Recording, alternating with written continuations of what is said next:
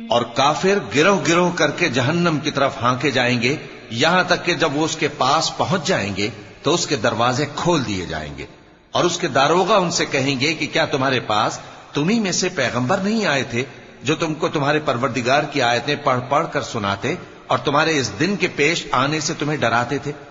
وہ کہیں گے کیوں نہیں،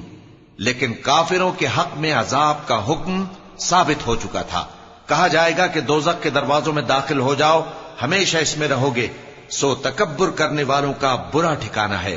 اور جو لوگ اپنے پروردگار سے ڈرتے ہیں ان کو گروہ گروہ کر کے بہشت کی طرف لے جایا جائے گا، یہاں تک کہ جب وہ اس کے پاس پہنچ جائیں گے اس حال میں کہ اس کے دروازے کھولے جا چکے ہوں گے، اور اس کے داروغہ ان سے کہیں گے کہ تم پر سلام ہو، تم بہت اچھے رہے، اب اس میں ہمیشہ کے لیے داخل ہو جاؤ۔